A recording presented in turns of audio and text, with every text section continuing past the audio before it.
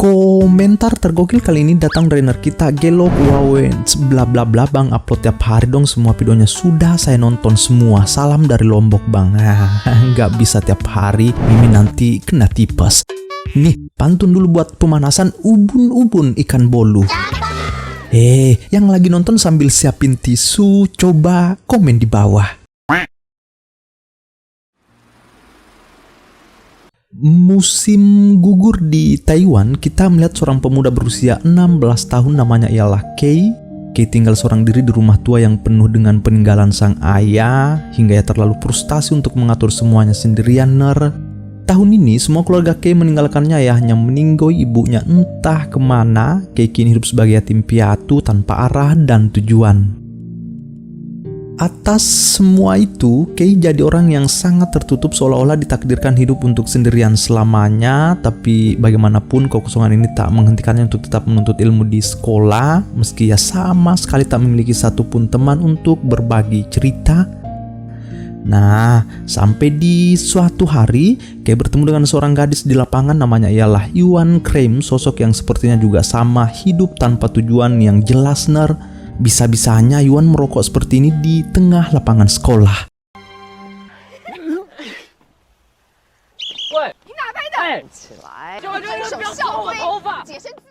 Atas kejadian itu, sejak hari itu pula Kei dan Yuan jadi akrab. Terlebih kepribadian Yuan yang ceria membuat suasana di sekitar Kei perlahan berubah. Hampir setiap hari mereka bersama, entah itu pulang sekolah, di kantin atau di perpustakaan. Waktu berjalan begitu cepat. Kini Kei dan Yuan bahkan lulus di universitas yang sama, mengambil jurusan yang sama, dan kebetulan mereka sekelas. Yang unik, begitu banyak kesamaan di antara keduanya. Kei suka makan mie instan, Yuan pun demikian.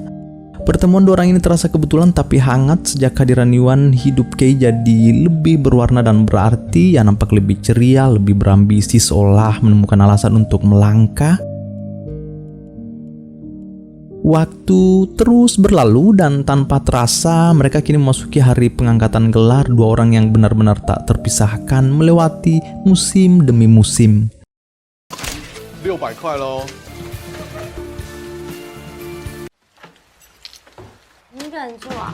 Dan hari ini menjadi hari pertama Kei mengajak Yuan main ke rumahnya. Kedekatan mereka terasa begitu alami, lebih seperti kakak dan adik daripada sepasang kekasih. Saat melihat rumah Kei yang besar namun sepi tanpa penghuni, Yuan mendadak berkata ia ingin tinggal bersama.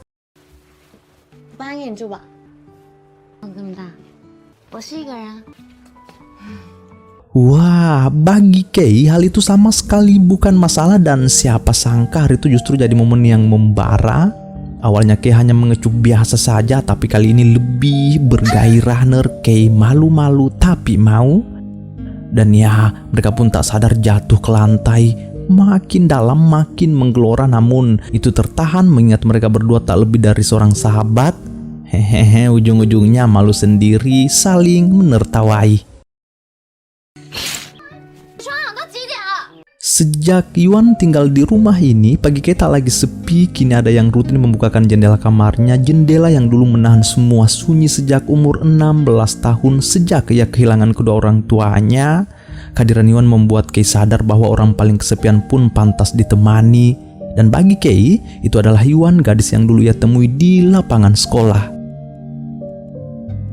Hari demi hari rumah itu penuh tawa dan kebersamaan mereka, sampai di suatu malam saat menonton film berdua sambil makan mie instan seperti biasa ner. Tahu-tahu air mata Yuan tiba-tiba tumpah. Ia kebawa alur cerita film yang luar biasa ini. Dengan sikap manjanya, Yuan pun baru memberitahu jika sejak usianya 16 tahun ia juga hidup sendiri. Kedua orang tuanya meninggoy dalam kecelakaan mobil.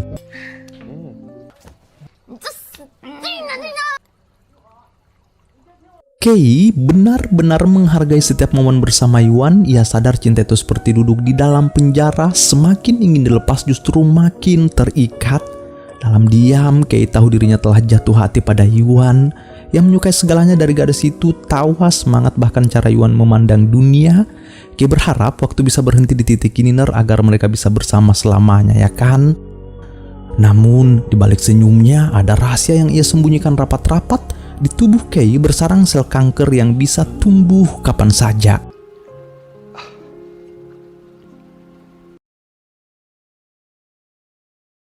Saat ini Kei dan Yuan bekerja di sebuah industri musik. Sang manajer Amanda menyebut mereka paket komplit.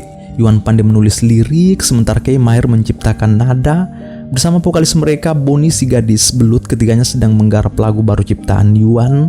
Tapi di tengah semangat itu suasana mendadak memanas. Yuan kesal karena Bonnie mengubah liriknya dari "Kaulah yang aku andalkan" menjadi "Kaulah keabadianku". Mereka saling berdebat, bahkan sampai saling remas. Kata Yuan, apa yang romantis dengan keabadian? Studio pun jadi kacau dan garapan pun akhirnya kembali tertunda.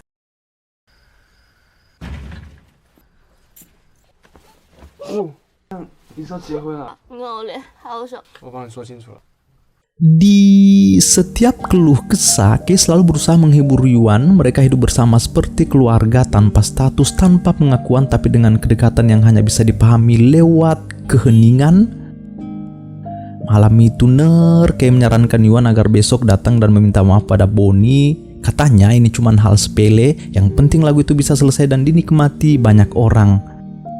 Nah, di keesokan harinya mereka pun berdamai, studio kembali hangat dan garapan lagu ciptaan Yuan menjadi prioritas utama. Lagu itu akan jadi karya perdana mereka yang dirilis ke publik. Namun di balik kesibukan itu, kondisi Kei semakin memburuk. Ternyata ia berusaha terlihat baik-baik saja, menutupi rasa sakit agar tak ada yang tahu, terutama Yuan. Dan saat kembali memeriksa, dokter malah memberinya kabar yang membuat dunia Kei runtuh. Ia diminta berhenti bekerja dan banyak beristirahat. Kata dokter, penyakitnya sudah memasuki tahap berbahaya. Harapan terakhir hanyalah satu, transplantasi sumsum tulang. 问你哦，我怎么这么帅啊？我就想听，我喜欢你，我早就知道。你的愿望是什么？ 长命百岁。我希望你找一个好男人结婚。 你说啊。 Mungkin karena Kei tahu waktunya tak banyak, penyakit mematikan itu sudah menghitung harinya satu persatu. Yang mulai menjaga jarak dari Yuan. Dengan nada tenang tapi menyakitkan, yang menyarankan Yuan agar mencari pria lain yang sehat, mapan dan bisa menjaganya lebih baik dari dirinya. Yuan tentu bingung kalau memang Kei bisa, kenapa harus menyuruhnya mencari orang lain, ya kan? Ya tahu perasaan Kei, sebab perempuan selalu tahu ketika dicintai meski tak diucapkan. Mereka selalu bersama, tapi tanpa nama, dekat tapi tak pernah benar-benar memiliki. Karena terus memikirkan ucapan Kei, Yuan akhirnya curhat pada Bonnie yang menceritakan segalanya sejak umur 16 tahun hingga kini. Betapa rumitnya hubungan mereka. Kami bukan pacar, tapi kami saling menyukai, katanya dalam diam. Bonnie sampai menyerinyit, hubungan macam apa itu? Yang membuat Bonnie makin kaget ketika Yuan menambahkan, Kei malah menyuruhku menikah dengan pria yang baik. Di malam berikutnya, Yuan pun datang ke pesta bersama Lisa, mencoba membuka diri seperti yang diminta Kei. Di sana matanya tertuju pada seorang pria tinggi, putih dan berkarisma. Namanya ialah Ian, teman lama Lisa, seorang dokter gigi. Yuan yang penasaran mencoba mendekat, merayu dengan cara halus. Bahkan Yuan sengaja meninggalkan bekas lipstik di gelas Ian biar dia tambah penasaran. Di esok harinya, Yuan benar-benar datang ke klinik Ian dengan dalih ingin membersihkan karang gigi, padahal Ian tentu terkejut. Gadis secantik Yuan tiba-tiba datang menggoda, menatapnya tajam seolah ingin menguji hatinya. Ada sesuatu yang berbeda dari Yuan, pesonanya tenang tapi penuh teka-teki. Sepulangnya dari klinik itu, Yuan langsung menemui Kei di rumah dengan nada datar tapi bersirat kebahagiaan. Ia berkata, "Oh, aku sudah menemukan pria yang baik, punya pekerjaan, tampan, teman sekolahnya Lisa." Kei menjawab singkat, "Baguslah kalau begitu." Kata-kata sederhana tapi dibaliknya ada rasa sakit yang dalam. Kei tahu mungkin memang begitulah cara terbaik mencintai seseorang, bukan dengan menggenggam tapi dengan merelakan.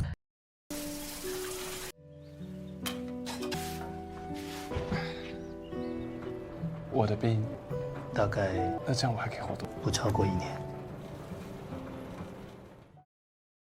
Pertemuan demi pertemuan sederhana antara Yuan dan Ian terus berlanjut. Demi memikat hati pria itu, Yuan melakukan banyak cara, mulai dari memberinya CD hasil ciptanya sendiri hingga mengajak Ian minum sepulang kerja. Semakin hari rasa nyaman di antara keduanya makin terasa. Obrolan mereka kini mengalir, hangat dan bikin nagih. 我都订婚了。叫我一下，这样。Wah, anjir ner, ternyata Ian sudah punya tunangan, tapi bagi Wan itu sama sekali bukan masalah.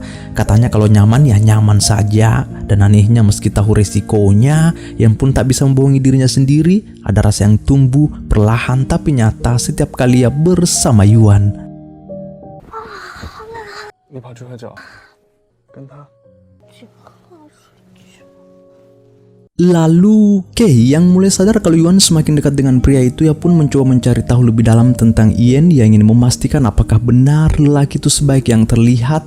Dengan bantuan rekan kerjanya Feng dan Jojo, Kei mulai menggali data dan benar saja ner, Ian tampak sempurna, keluarga terpandang, lulusan terbaik Fakultas Kedokteran Gigi, sudah punya klinik sendiri, sehat, mapan tanpa cacatan buruk sedikit pun. Tapi sayangnya ada satu hal, Ian sudah punya tunangan, seorang fotografer profesional bernama Cindy yang karyanya sering digunakan para selebriti. Tak tinggal diam, Kei dan Feng pun menelusuri siapa sebenarnya Cindy ini dan perlahan mulai menemukan sisi lain dari dirinya. Tapi sebelum penyelidikan itu selesai, tubuh Kei akhirnya menyerah juga. Ia tumbang di tengah sesi rekaman lagu. Yuan yang baru saja pulang dari jalan bersama Ian langsung panik ketika tahu Kei dibawa ke rumah sakit. Ia bergegas ke sana, tapi begitu tiba Kei sudah tidak di ruang perawatan. Yuan kaget, ternyata ia sedang keluar menghirup udara segar. Dan rupanya sejak awal Kei dan dokternya sudah sepakat untuk merahasiakan kondisinya. Karena Kei tahu kalau Yuan sampai tahu yang sebenarnya ia pasti tak akan berhenti menangis dan bertanya kenapa bisa tiba-tiba pingsan. 昏倒主要是因为没事啊。对生活不会有太大 Sampai di suatu hari, Ian menerima sebuah kiriman surat, tapi bukan surat biasa. Amplop itu berisi foto-foto perselingkuhan tunangannya Cindy bersama pria lain. Tanpa pikir panjang, Ian langsung mengajak Cindy bertemu di sebuah jembatan, tempat yang akhirnya jadi saksi luapan amarah dan kekecewaannya. Bayangkan saja ner, mereka sudah bersama 6 tahun dan semua kepercayaan itu runtuh seketika. Ian memberitahu katanya seorang bernama Kei mengirim foto-foto itu langsung ke kliniknya. Cindy pun tak bisa mengelak, semua bukti terlalu jelas, terlalu telanjang untuk dibantah, ya kan?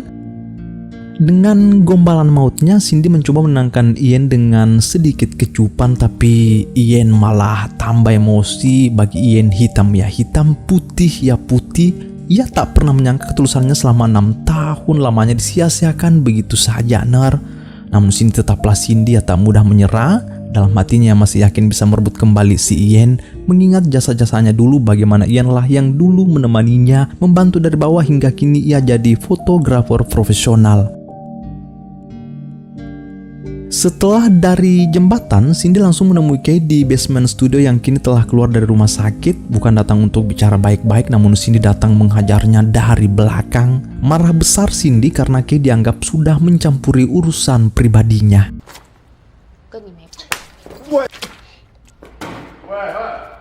Meski dalam ancaman Cindy, tapi karena Kei tahu wanita itu tak pantas untuk orang tulus seperti Ian, besok harinya ia dan Feng lanjut menyelidiki rumah Cindy. Mereka berdua datang ke sana dengan mode mengancam. Cindy menanggapi mereka dengan sangat santai, bahkan mengajaknya masuk membicarakan maksud dan tujuannya kemari. Nah, begitu masuk ke tempat Cindy, Feng cukup terkejut. Tempatnya sangat estetik, aura senimannya luar biasa. Di dalam sana ada satu bunga yang kurang lebih sudah seminggu Cindy memotretnya. Kei ditawari minum, rokok, tapi di sini langsung to the point, memberi Cindy uang yang jelas mau menjauh dari Ian dan membatalkan pernikahan mereka. Namun apa respon Cindy yang malah melempar uang itu kembali, sampai akhirnya terkejut begitu Kei kembali memohon dan berkata jika dirinya hanya punya waktu kurang dari setahun untuk hidup. Cindy dipaksa percaya. Kei memperlihatkan surat diagnosisnya dari dokter langsung, leukemia kronis stadium akhir. Kei menceritakan semua perihal hidupnya yang malang dan kisahnya bersama Yuaner.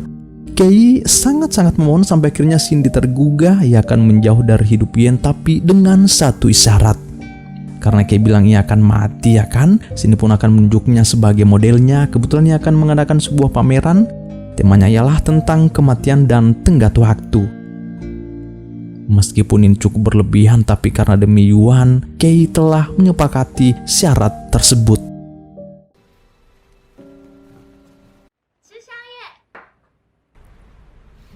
Atas perselingkuhan Cindy, kini kedekatan Yuan dan Ian juga semakin membahana. Bahkan di suatu hari saat Bonnie, Kay dan tim sedang geladi bersih untuk pementasannya, Yuan telah membawanya ke sana, memperkenalkan Ian pada Kay, Bonnie, dan yang lain. Kata Yuan, ini Dr. G yang pernah kuceritakan padamu. Coba bayangkan bagaimana pedihnya perasaan Kay di sini, Ner. Wanita yang selama ini ia cintai mungkin benar akan bersama orang lain. Namun anehnya, bukan rasa cemburu yang muncul, melainkan harapan agar Yuan punya seseorang yang bisa menjaganya saat ia sudah tiada. Kay hanya memastikan orang yang menggantikan dirinya nanti bukan orang sembarangan, bukan orang yang salah, dan ya, orang pilihannya adalah Ian. Dan saat ini juga Kay benar-benar mulai sengaja menjauh, pura-pura sibuk, pura-pura tak peduli, tapi diam-diam ia terus mengawasi Yuan dari jauh. Sakit, perih, teriris, tapi semua ini karena terpaksa, ya kan, Ner? Dan ya, tiba saatnya Cindy akan memotret Kay untuk pamerannya. 不跟他说实话啊，所以之后就没有了家人，撑不下去，这送一次伤害吗？我是他唯一的亲人，你不觉得你很矛盾吗？我死后所有东西都是。 Setelah itu, Cindy dan Ian kembali bertemu. Mereka berdua akhirnya sepakat untuk benar-benar mengakhiri semuanya. Jelas terasa sakit, tapi mau bagaimana lagi. Seusai itu, Ian mengajak Yuan minum dan di sana yang beritahu kalau dirinya dan Cindy sudah bukan siapa-siapa lagi. Obrolan mereka perlahan makin dalam. Yuan bercerita bahwa kedua orang tuanya telah tiada, lalu tanpa sengaja ia menyinggung tentang Kay juga. Ian kaget, ia bertanya kenapa pria itu. Yuan akhirnya menjelaskan kalau dirinya dan Kay memang tinggal serumah, tapi semuanya hanya sebatas sahabat. Lalu dengan mata sendu, Yuan berkata dia itu pria yang aneh sebenarnya. Di rumah seperti seorang ibu, di tempat kerja seperti ayah, kadang juga seperti kakak saat menghiburku, bahkan kadang seperti kekasih. Tapi saat momen penting datang, dia justru seperti orang bodoh. Entah kenapa Yuan sampai berkaca-kaca menceritakan semua itu, Nar. Maksudnya jelas, ia hanya tak ingin berbohong atau membuat Ian salah paham soal hubungannya dengan Kay, dan anehnya bagi Ian itu sama sekali bukan masalah. Dan mungkin karena sudah sama-sama nyaman, terbawa suasana, tiba-tiba tatapan Yuan memberi isyarat, hingga lahan perlahan.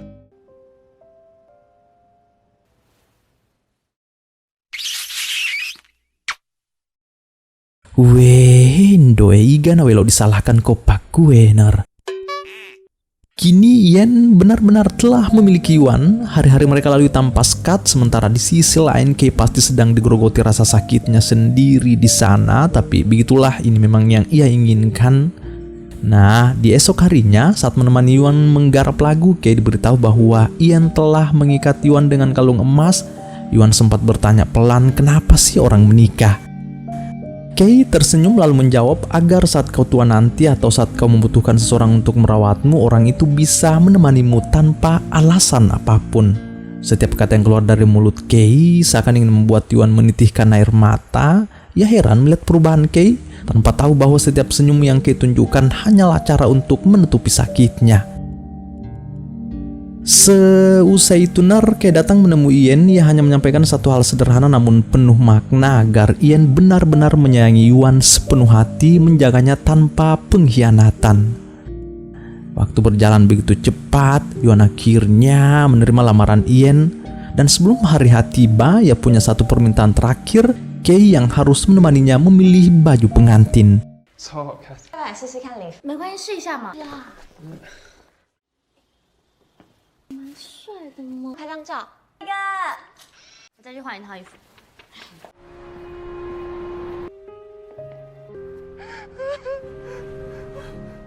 Pedih sekali perasaan Kay, tapi mau bagaimana lagi, inilah satu-satunya jalan yang harus ia pilih demi masa depan Yuan. Menjelang hari H pernikahan, banyak cara dilakukan Kay untuk mengubur perasaannya pada Yuan, termasuk meminta Cindy berpura-pura menjadi pacarnya.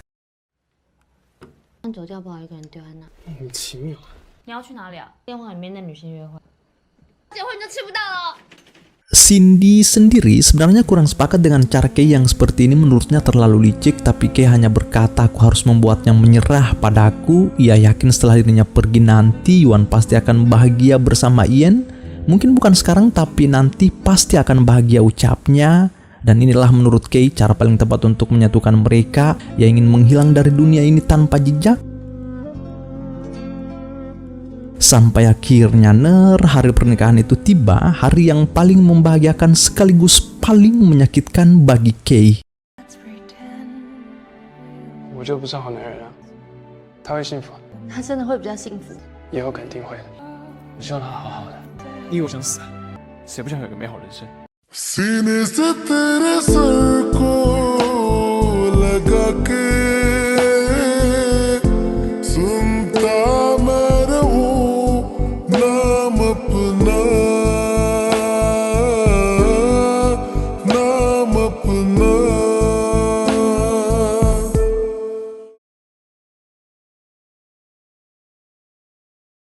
Beberapa bulan setelah pernikahan, Yen dan Yuan menjalani rumah tangga sebagaimana mestinya, sampai di suatu hari sepulang kerja Yen tak sengaja menemukan alat perekam di meja kamar milik Yuan. Begitu ia memutarnya, terdengar suara Yuan penuh penyesalan berisi ucapan maaf atas semua yang terjadi.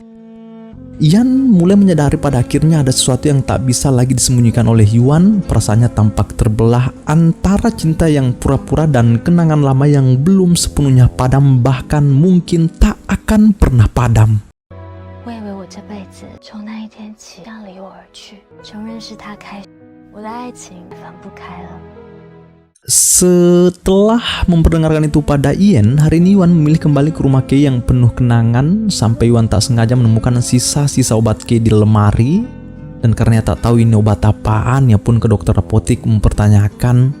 Dari sinilah Yuan akhirnya tahu jika obat itu untuk mengobati pasien kanker leukemia. Obat Glivec ini ialah obat penghilang rasa sakit yang kuat jika kondisi pasien sudah sangat buruk.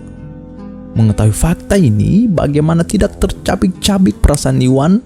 Ia kembali merefleksi semua momen-momen yang pernah ia ukir bersama Kei. Dan ada satu hal yang belakangan terungkap. Ternyata itu hari saat Yuan ke rumah sakit, ia sempat mendengar percakapan Kei dan dokter. 你打算瞒他瞒多久？真的不能，先考虑一下你自己。不重要。但他不一样，他只有一个人。 Benar, selama ini Yuan sudah tahu jika umur Kei tak lama, dan belakangan ia baru tahu persis penyakit yang dideritanya. Pun ada fakta lain, ternyata semua yang dilakukan Yuan terhadap Yen bukan tanpa alasan, melainkan karena terpaksa. 身体健康。我利用了你，对不起。如果是跟安心吧，我利用了你的。我们什么时候可以结婚？学习到该。你真的爱我？ 请你原谅如果下辈子永远待在 K 的身边。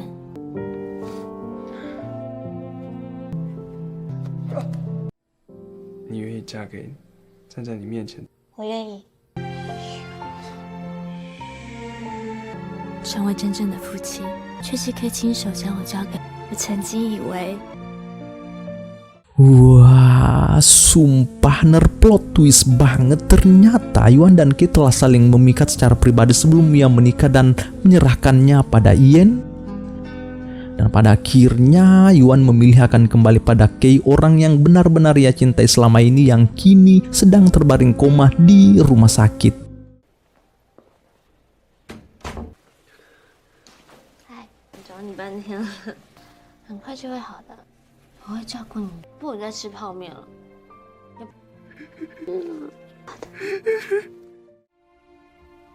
Tak terasa kita ternyata telah berada di penghujung kisah. Kei meminta agar dipulangkan saja ke rumah untuk membersamai detik-detik terakhir yang ia punya. 喜欢吗？我最大的愿望就是和你，我们再拍一张吧。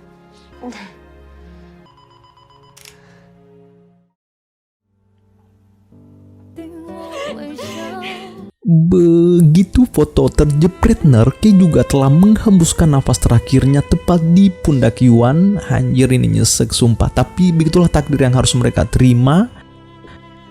Di ujung, Cindy pun mengundang Yen secara pribadi untuk melihat sisa karya pamerannya. Pameran yang luar biasa menggugah tentang dua orang yang saling mencintai, yang dipaksa untuk menjalani hubungan yang begitu rumit, membahagiakan tapi juga menyakitkan. Kata Yen, jika cinta bisa dijelaskan maka tak seorang pun di dunia ini yang bisa mendefinisikan kebesaran cinta antara Kei dan Yuan. Tapi bagi Cindy, cinta di mata mereka adalah untuk membuat orang yang dicintai bahagia selamanya. Nah, selang beberapa waktu, Ian hanya bisa menangisi kepergian Yuan yang kini makamnya tepat bersebelahan dengan makam Kei. रहना तू पल पल दिल के पास जुड़ी रहे तुझसे हर एक सांस. Kini telah usai. Silesrekum malebe dimanapun kalian berada, Aceh, Sumatera Utara, Sumatera Barat, Riau, Kepulauan Riau, Jambi, Sumatera Selatan, Bangka Belitung, Bengkulu, Lampung, DKI Jakarta, Banten, Jawa Barat, Jawa Tengah, di Yogyakarta, Jawa Timur, Kalimantan Barat, Kalimantan Tengah, Kalimantan Selatan, Kalimantan Timur, Kalimantan Utara, Sulawesi Utara, Gorontalo, Sulawesi Tengah, Sulawesi Barat, Sulawesi Selatan, Sulawesi Tenggara, Bali, Nusa Tenggara Barat, Nusa Tenggara Timur, Maluku, Maluku Utara, Papua Barat, Papua Barat Daya, Papua, Papua Tengah, Papua Pegunungan, Papua Selatan, terkhusus Maros Baru, Parepare, Pinrang, Sidra, Pendrekang, Toraja, Mamuju, Palopo, Lu, Poso, Palu, Makassar, Bone, Sinjai, Goa, Takalar, Jeneponto, Bantaeng, Bulukumba, Selayar, dan masih banyak lagi. Jangan lupa subscribe. Terima kasih sedalam-dalamnya telah menyempatkan diri mampir ke channel sederhana ini. Oh iya, apakah yang bisa kita petik dari kisah ini, Cep? Coba komen di bawah. Selamat bersua di video selanjutnya. Bye-bye.